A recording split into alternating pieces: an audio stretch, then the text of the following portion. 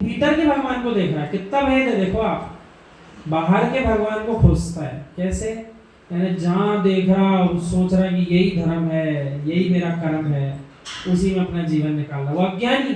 और जो जीव कह रहा बाहर भटकने से कुछ नहीं होगा, मेरा धर्म तो मेरे ही पास है, मेरा धर्म मेरे ही पास है, वो जीव ज्ञानी है। ये मत सोचना कि ऐसी सामान्य सभा में द्वैत अद्वैत की बात आप क्यों कर रहे हैं मित्र, ये कभी मत सोचना। सामान्य सभा ही विशेष सभा बनेगी कब, जब सामान्य सभा में विशेष की व्याख्या होगी तब इन्हीं में से विशेष निकलेंगे।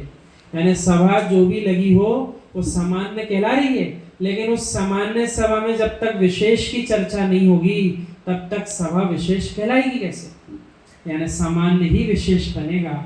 और अपन तो यूं विचार करो कब बन जाएगा, तब तो जरूर पक्का बन जाएगा जब इस जीव को केवल ज्ञान उत्पन्न हो जाएगा, कम से कम तब तो विशेष कहलाएगा।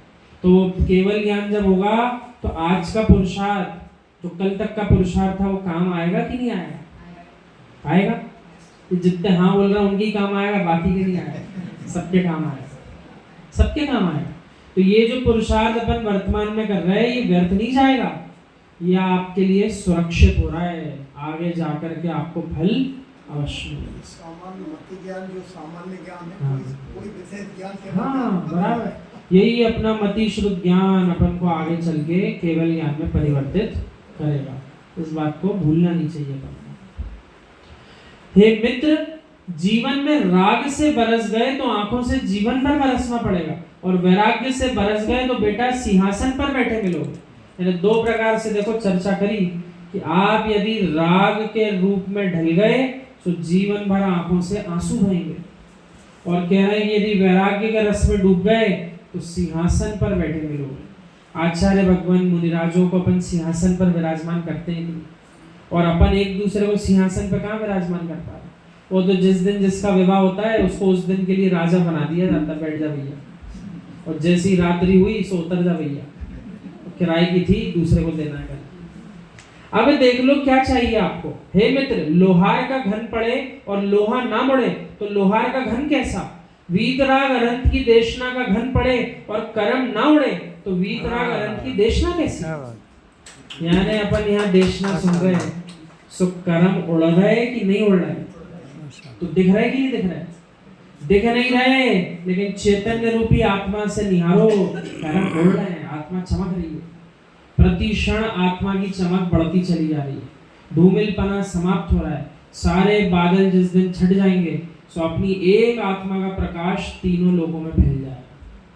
और अभी देखो मजबूरी कैसी, एक टॉर्च मोबाइल की रोशनी में काम चला रहा है, एक टॉर्च की रोशनी से काम चला रहे, और आगे ऐसा प्रकाश होगा कि तीनों लोक में अपना ज्ञान सबको जान लेगा, ऐसा ज्ञान हो जाएगा। मित्र, श्री जी जरूर स्थापित करना। एक दिन ऐसा आता है कि बीच में हमारा कुटुंब परिवार पता नहीं वंश के व्यक्ति किस मार्ग पर चले जाएं। एक गाय को मैंने देखा, वो भूल चुकी थी कि कितना लंबा मुझे चलना है। किसान ने रस्सी बांधी बहुत लंबी, वो चल रही थी, एक कदम भूल गई कि रस्सी बंधी है कि नहीं बंधी, वह तोड़कर जाने लगी तो रस्सी खिंच गई और लौटकर खूंट के पास आ गई। किसान घर चला गया था, उसे पता था कि रस्सी से बंधी है, कहीं नहीं जाएगी। हे मित्र, आपने अनंत प्रतिमा स्थापित कर दी, और तुम्हारे वंश परंपरा में कोई कितना ही बिगड़ जाए, कितना ही दूर चला जाए, खूंटा उसके पास है, अनंत की प्रतिमा, उसे लौट कर आना पड़ेगा। यानी अभी भली भटक गया, लेकिन जब उसको ज्ञान होगा तो अपने खूंटे से बंधा चला फिर आ जाएगा और फिर सुधर जाएगा। इसलिए कई जगह पर वीतरागी श्रवण उपदेशों में क्या कह रहे हैं, भैया कम से कम पूजा पाठ अभिषेक करते रहो। तो जानते हैं एक खूंटे से तुम बंधे हो, आज भली सत्य को नहीं समझ पा रहे, कम से कम खूंटे से बंधे रहोगे तो लौट के भटक के फिर वहीं आ जाओगे। तो खूंटे से ही नहीं बंधे रहोगे और फिर भटकने जाओगे तो शायद कभी दोबारा लौट के ही नहीं आ पाओगे। इसलिए वे कह रहे हैं भैया कम से कम ये काम तो करते रहो।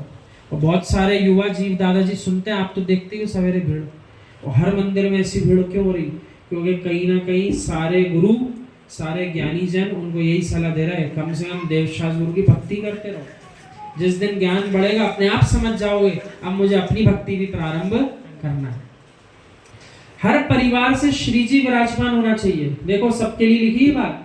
अब ये मत विचार करो कि हम भी बहुत विशाल कर पाए नहीं कर पाए, विकल्प नहीं। आप तो जितनी योग्यता हो वैसे जिनालय में वैसी प्रतिमा स्थापित कर लो। लेकिन कह रहे हैं आचार्य श्री हर परिवार से श्री जी विराजमान होना चाहिए। कालांतर में उसको प्रशस्ति लिखी मिली तो बच्चे को सोचना पड़ेगा, धिक्कार हो मुझ जैसे पापी को, मैं उस पुण्यात्मा वंश का बेटा हूं जिस वंश में तीर्थंकर के बिंब को स्थापित किया गया था। अपने लिए ही मात्र नहीं, भविष्य की रक्षा के लिए आपको मंदिरों की स्थापना करना चाहिए। लेकिन मंदिरों की स्थापना के साथ उसकी देखभाल करने वाले जीवों को भी परिवार में रखना चाहिए। सारे के सारे आजकल क्या कर रहे हैं, मंदिर तो स्थापित कर दिए, खुद रह रहे, लेकिन खुद कब तक हो, अपने घर से तो सबको विदा कर दिया, विदाई हो गई सबकी घर से, हर घर से हो गई। अब बताओ, आप जब तक हो तब तक तो भक्ति चल रही, आप जब नहीं रहोगे तो भक्ति कौन करेगा? किराए के लोगों से भक्ति कराओगे क्या?